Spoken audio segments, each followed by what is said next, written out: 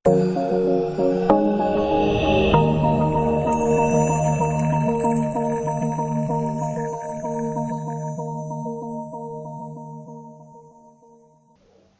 sejahtera untuk kita semua. Hari ini kita sudah memasuki pertemuan ke-11 yang akan membahas tentang kelas Layout Manager. Tapi sebelum kita memasuki kelas Layout Manager, saya akan membahas latihan yang minggu kemarin saya berikan. Oke, kita langsung saja ke J-Creator-nya.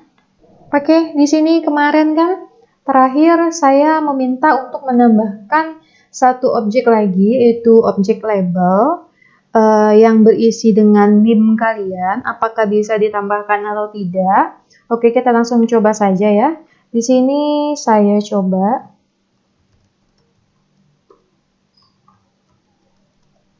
Oke, OBJ labelnya saya kasih nama OBJ NIM ya.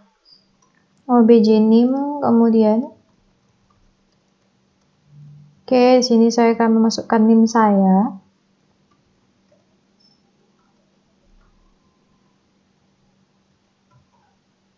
Oke, pertama kali kan kita buat dulu objek yang akan kita tampilkan, yaitu objek NIM.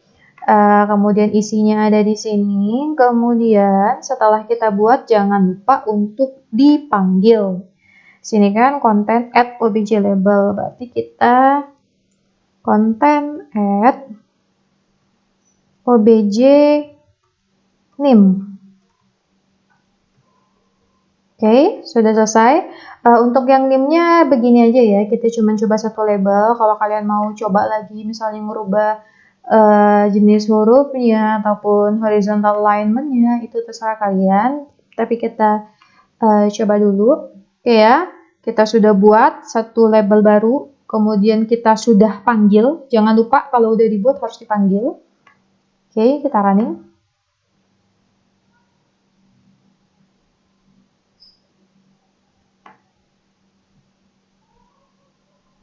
Oke, apa yang muncul?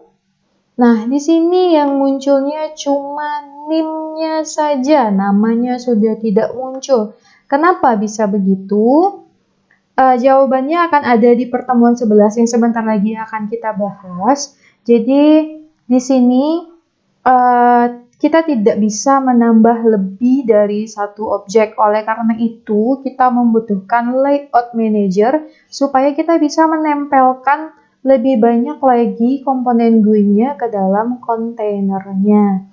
Jadi untuk yang tidak muncul itu benar ya, benar. Kalau cuma NIM-nya saja yang muncul itu benar karena kita belum pakai layout manager-nya. Oke, kita langsung ke PowerPoint lanjut. Oke, ini yang kelas layout manager-nya ya, kita mulai. Nah, kelas layout manager. Diperlukan cara sehingga kelas container dapat menampilkan lebih dari satu objek dan mengatur tata letak objeknya pada form. Kelas layout manager berfungsi untuk mengatur tata letak dan penempatan objek pada kelas container. Metode setLayout digunakan kelas container untuk menggunakan kelas layout manager. Jadi, supaya kontainer kita itu bisa menampung lebih dari satu komponen objek GUI, makanya kita harus menggunakan layout manager. Nah, ini beberapa kelas layout manager. Ada kelas flow layout, grid layout, border layout, box layout, card layout, group layout, dan spring layout. Dan setiap kelas mempunyai karakteristik tersendiri. Untuk pertemuan ini, untuk di mata kuliah PBO, kita hanya menggunakan 3 buah layout, yaitu flow layout, grid layout, dan border layout. Oke, yang pertama itu ada kelas flow layout. Kelas flow layout merupakan layout manager yang paling sederhana. Flow layout akan menempatkan komponen pada kontainer berdasarkan urutan komponen-komponen tersebut ditempelkan ke kontainer. Berarti dia berurutan. Kemudian, urutan penambahan komponen menjadi penting karena di flow layout dia sesuai dengan urutan. Siapa yang dipanggil pertama, ya dialah yang bakal ditampilkan pertama. Kemudian untuk kelas flow layout ini memiliki 3 konstanta, yaitu left, perataan ke sebelah kiri, center atau tengah, dan right itu rata kanan. Nah, ini kita langsung masuk ke contoh program sederhananya. Nama programnya yaitu CTH Flow Layout. Kemudian nanti di slide berikutnya itu ada sambungannya. Itu disambung ya, bukan sendiri ya, sambung. Sambung di bawahnya si konten @btn tampil. Kemudian di bawahnya itu ada show. Kemudian nanti tampilan programnya kurang lebih akan seperti ini yang sudah kita lihat di layar. Oke, saya langsung saja ke JCreator-nya. Oke, karena nama programnya CTH Flow Layout, maka di sini nama kelasnya juga CTH Flow Layout. Ingat, untuk program mainnya, kelas main ataupun kelas utama, kalau kalian tidak mengetikkan ini, public class CTH Flow Layout, ya sampai kapanpun frame-nya kalian itu nggak bakal muncul.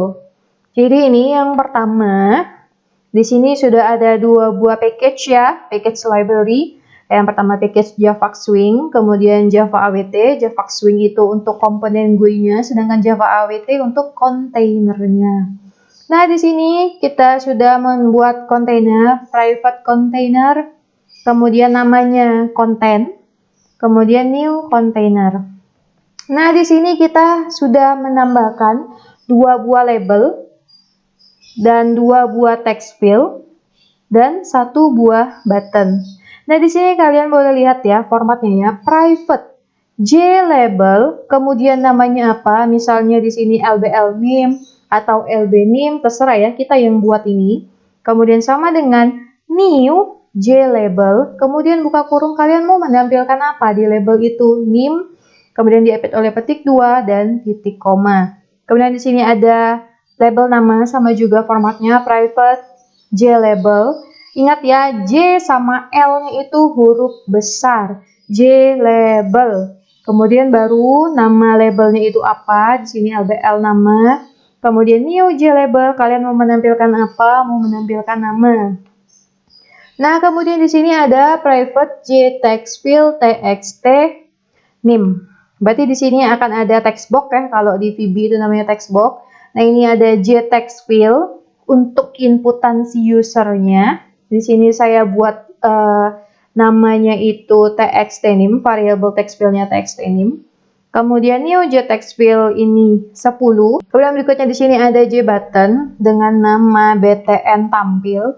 Kemudian nanti ketika tampil namanya yaitu tampil. Kemudian di sini CLS frame, ingat kalau di sini kalian buat CLS frame maka panggilnya juga dengan CLS frame, jangan salah. Kemudian ini judulnya, contoh flow layout, judul dari si frame-nya. Kemudian untuk close operation-nya kita menggunakan exit on close. Lokasinya 100, 200, set resizable false. Ini kenapa? Ini ada 2 ya, ada 2 konstanta, ada false, kemudian ada true. Di sini kita buat false, nanti akan saya jelasin maksudnya apa. Kemudian di sini set size-nya 200, 200. Nah, di sini content sama dengan get content pane. Kemudian kita tambahkan di sini content titik set layout, content titik set layout, kemudian buka kurung. Karena kita menggunakan flow layout, di sini formatnya new flow layout, buka kurung, flow layout lagi, titik, kemudian right. Karena tadi ada right, ada left, ada center, jadi kita coba right dulu. Kemudian di sini komponen-komponennya setelah kita buat, di sini kan kita sudah buat nih, ada 2 buah label, ada 2 buah text field, ada 1 buah button. Setelah kita buat, jangan lupa dipanggil. Nah, di sini konten add, tempelkan LBL name pada konten. Ini ya, konten add LBL name harus sama ya. Nama yang kalian buat di sini harus sama dengan nama yang kalian panggil di sini. Kalau buat Andi, kalau buat nama Andi dengan huruf kecil semua, maka panggillah Andi dengan huruf kecil semua. Jadi harus sama persis. Jadi di sini yang pertama kali kita tempelkan yaitu LBL name, kemudian content add txt name, content add LBL nama, txt nama, dan btn tampil. Oke, kemudian berikutnya, nah ini ya sambungannya yang tadi, show, buka tutup kurung. Kalau kalian tidak pakai show, dia nggak bakal tampil ya. Kemudian di sini ada tutup kurung korawalnya 2. Kemudian di sini nama programnya kita tadi, nama program ataupun nama file itu sama dengan nama kelas. Kemudian di sini ada new CLS frame, yaitu anonymous object untuk memanggil si CLS frame-nya. Oke, kita langsung running saja programnya. Nah, ini ya. Nah, di sini ada set resizable false. Kenapa false? Di sini berarti resizable kan berarti bisa di utak-atik ukurannya ya. Nah, di sini kalau kita kasih nilai false, dia nggak bakal bisa memperbesar nih. Maximize-nya juga langsung dimatiin sama dianya. Itu ya dari fungsi set resizable. Jadi, kalau kita mau memperbesarnya lagi ya silakan dirubah di size-nya di sini entah 500 atau 400 itu bisa. Silakan dirubah di set size-nya kalau kita sudah buat di sini set resizable-nya false. Oke, itu yang untuk set resizable-nya. Nah, sekarang di sini untuk flow layout tadi kan, konten menggunakan metode set layout ya. Konten titik set layout, new flow layout, right. Karena dia right, maka dia bakal nempelnya ke sebelah kanan kita ya, ke sebelah kanan. Kemudian di sini tadi flow layout dia urutan itu menjadi yang terpenting ya. Jadi kalau kalian menempelkan si LBL NIM duluan, maka LBL NIM lah yang bakal muncul pertama kali. Kalau BTN tampil yang paling terakhir, maka BTN tampil akan di urutan terakhir. Oke, tadi kan right ya, sekarang saya coba dulu untuk yang ke left-nya. Oke, kita rubah konstantanya menjadi left. Oke, kita running. Nah, kalau dia left, mulainya dari sebelah kiri. NIM dulu. Sini ya. Ini urutannya ya. LBL NIM. Oke, NIM. Selanjutnya ada TXT NIM. Oke. Selanjutnya ada LBL nama. Selanjutnya ada TXT nama. Selanjutnya ada tampil. Oke, itu yang left. Sekarang kita coba yang center. Center, oke.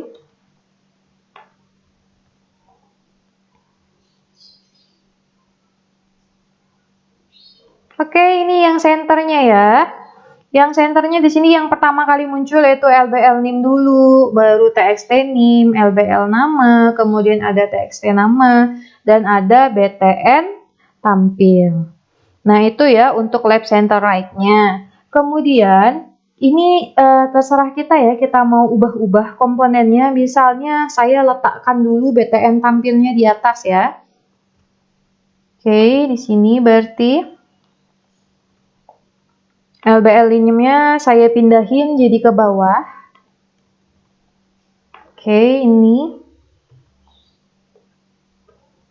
Jadinya apa? Nah ini ya, jadi button tampilnya dulu yang muncul. Kemudian karena LBL NIM-nya di urutan terakhir, maka LBL NIM-nya ada di urutan terakhir. Itulah kenapa urutan itu sangat penting di dalam flow layout. Karena siapa yang pertama kali ditempelin, maka dialah yang pertama kali bakal ditampilkan. Itu untuk kenapa urutan itu sangat penting di dalam flow layout.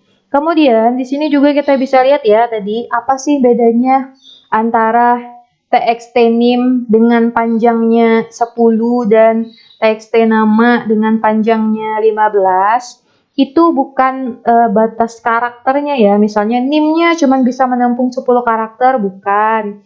Ataupun TXT namanya bisa menampung 15 karakter, bukan. Di sini kita bisa lihat ya. TXT NIM-nya itu 10.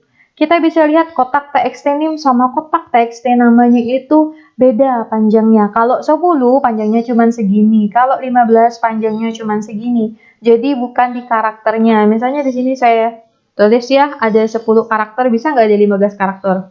11 lah, jangan panjang-panjang.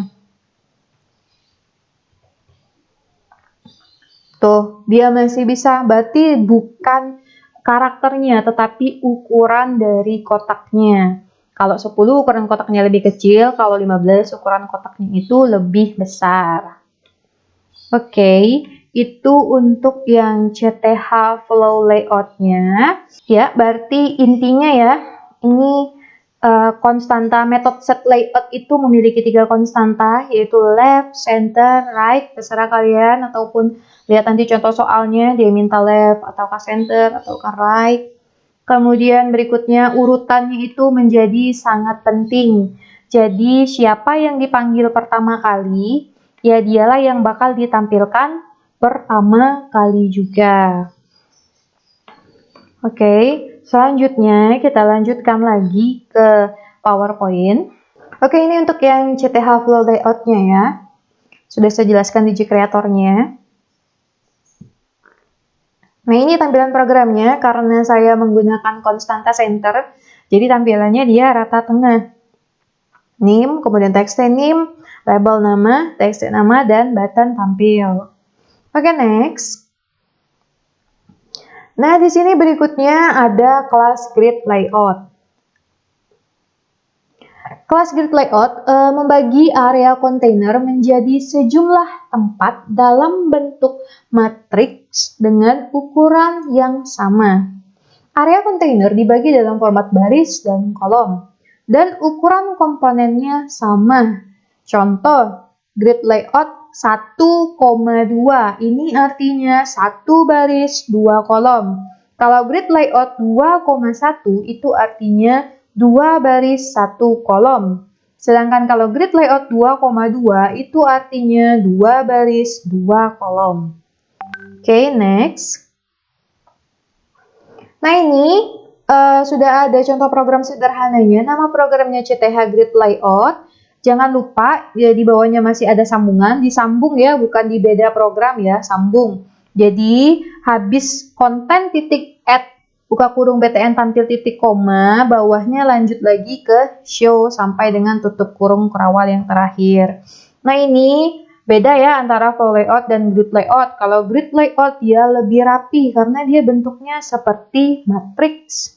Oke, kita langsung saja ke Creator-nya. Oke, ini untuk yang CTH Grid Layout. Hampir sama, masih menggunakan package library Java Swing dan Java AWT. Kemudian, nah di sini sama juga ya, menggunakan 2 buah label, menggunakan 2 buah text field, dan menggunakan 1 buah button. Kemudian, letak perbedaannya itu ada di set size-nya. Kalau sebelumnya tadi 200-200, sekarang kita coba ke 200-100. Ini terserah kalian ya, kalian mau ukurannya berapa, bebas.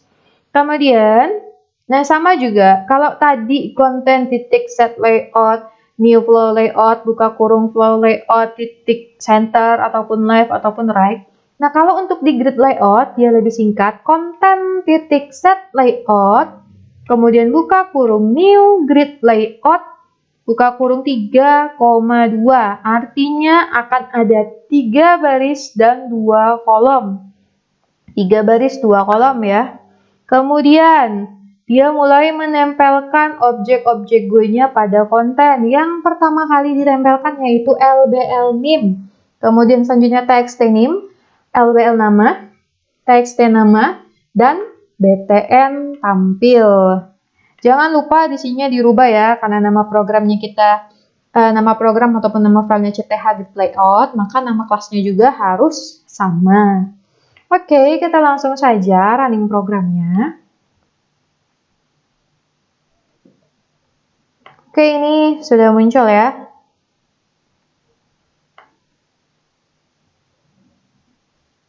Yang pertama, set size-nya ukurannya pastinya lebih kecil ya, height-nya lebih kecil. Kemudian di sini ada konten titik set layout, new grid layout 3,2. Artinya ada 3 baris 2 kolom. Ingat, yang baris itu yang memanjang dari kiri ke kanan. Kalau kolom itu dari atas ke bawah. Berarti di sini baris pertamanya name sampai dengan teks name-nya. Kemudian baris keduanya nama sampai dengan teks namanya, dan baris ketiganya itu ada button tampil. Sedangkan untuk kolom pertamanya itu ada name nama button tampil, dan kolom yang keduanya itu ada teks name, teks nama, dan kosongan. Oke, ini dan dia tidak berpengaruh ya. Ini bedanya kalau di grid layout. Kalau kita di sini sudah menuliskan 10, 15, tapi kalau kita lihat nggak ada bedanya, sama saja ukurannya ya. Karena prinsipnya kalau di grid layout ini, dia akan membuat semua ukuran komponen itu sama sesuai dengan size dari frame-nya. Jadi misalnya di sini ya, saya rubah. Kalau tadi kan 200 100, sekarang saya rubah misalnya menjadi 300 300.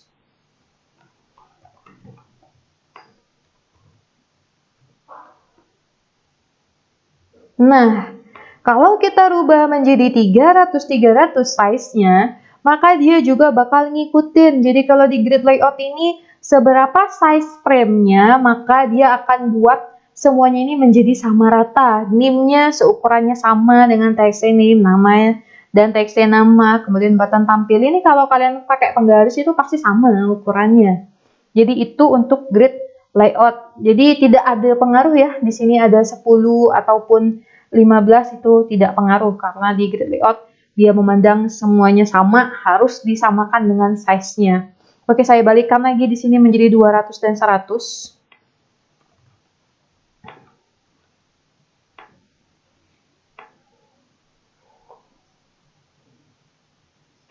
Oke, ini sudah 200 100 sama ya.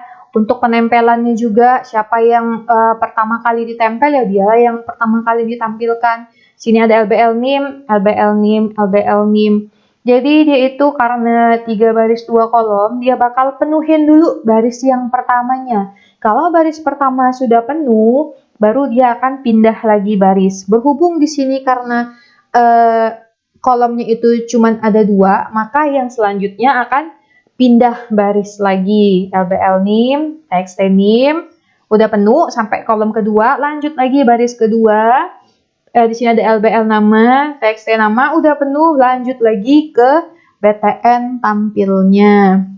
Itu untuk grid layout 3 baris 2 kolom. Jadi nanti kalian tinggal lihat aja itu ada berapa baris, ada berapa kolom, kalian yang menentukannya. Oke, itu saja ya. Jadi grid layout itu ukurannya akan menyamakan dengan ukuran frame-nya. Jadi kalau tadi saya ubah 300 gedenya jadi makin gede. Semuanya itu sama rata ukurannya pokoknya. Oke, itu untuk grid layout. Sekarang kita lanjut lagi ke PowerPoint-nya. Nah, ini ya yang tadi tampilan programnya.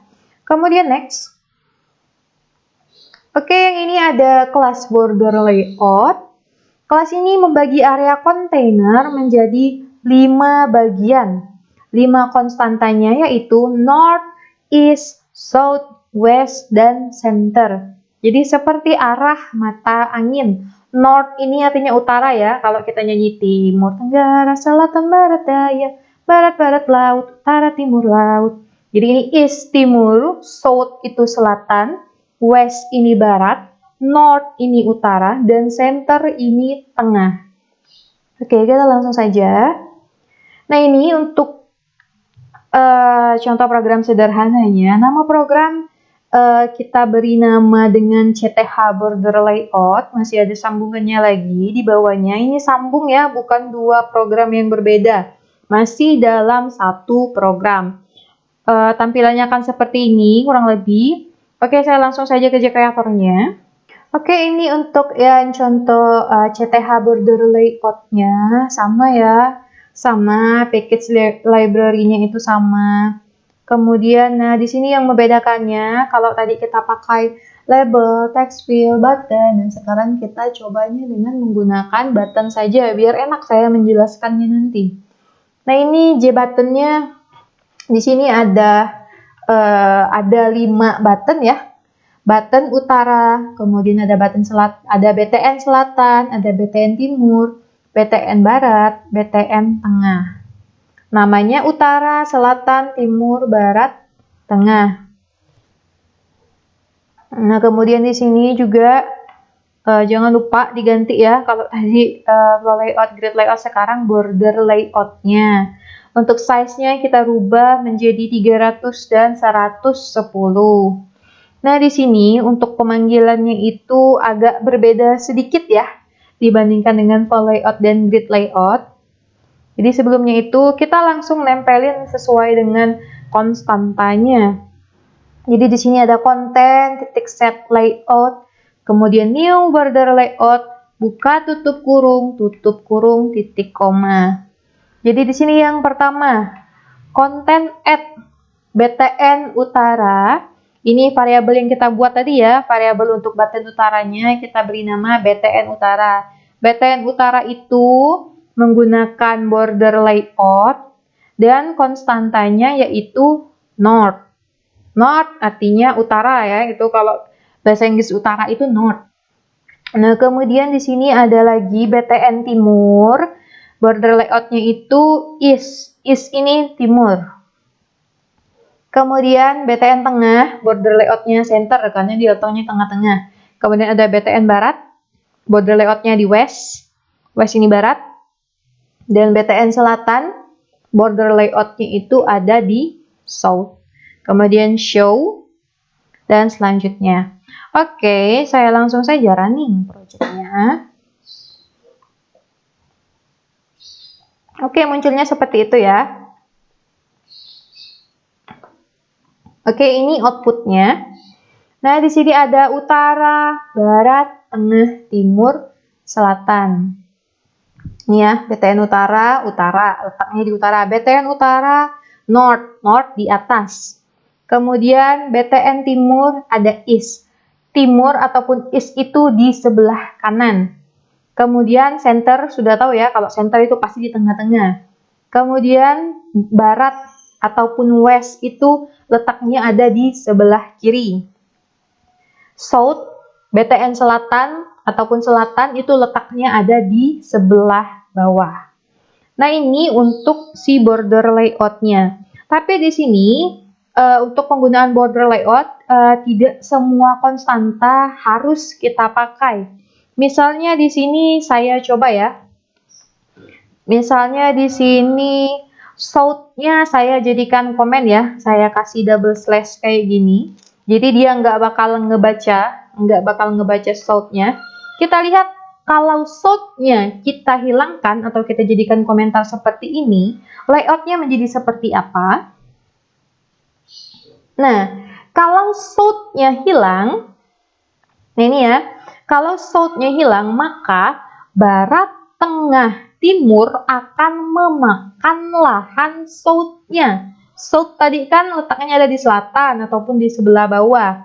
Nah, ini baratnya menjadi lebih luas, tengahnya menjadi lebih luas, timurnya menjadi lebih luas.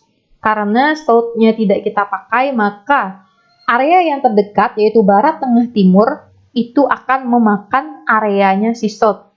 Padahal sebelumnya ukuran si barat, tengah, dan timur itu sama seperti si utara.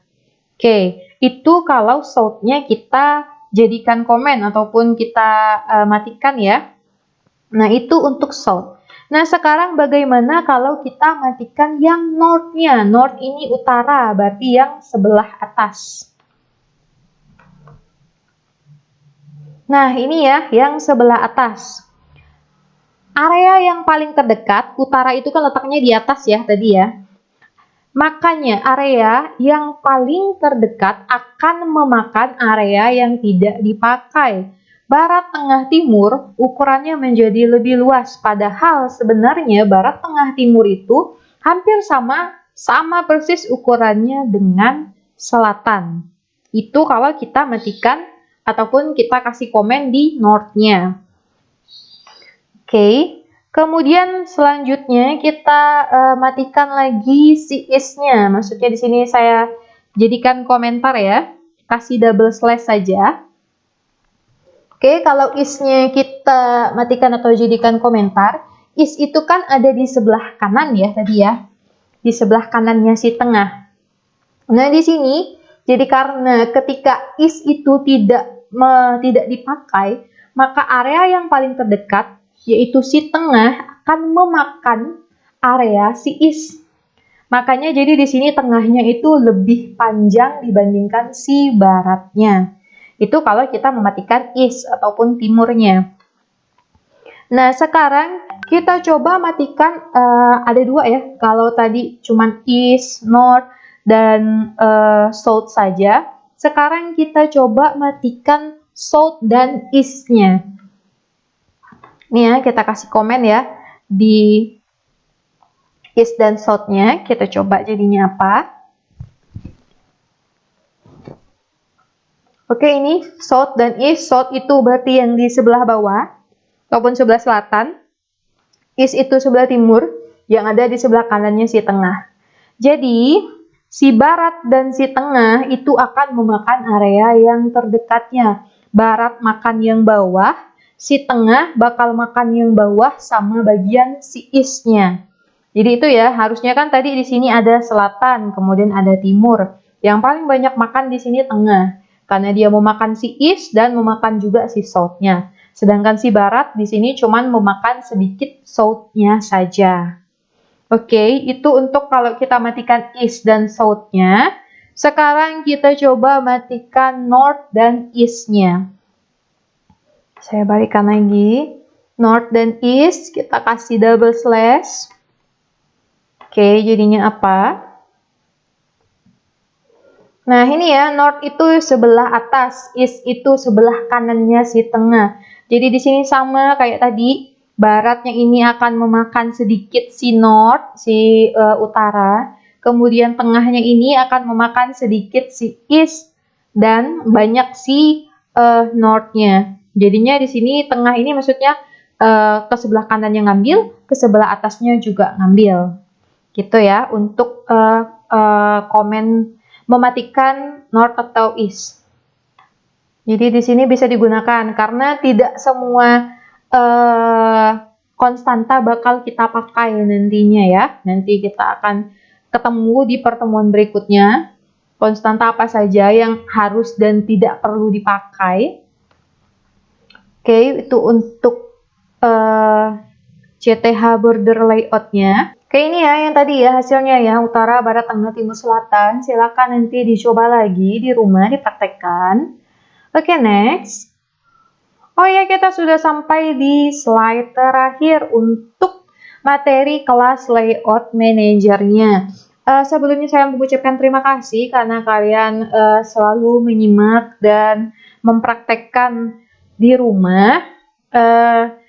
Karena ini masih masa pandemi dan kita belum bisa untuk tatap muka, saya harap kalian tetap menyimak video-video yang sudah saya share di YouTube. Dan jangan lupa untuk selalu menjaga kesehatan kalian dengan tetap menggunakan masker dan mencuci tangan menggunakan sabun. Akhir kata saya ucapkan terima kasih, semoga sehat dan bahagia selalu.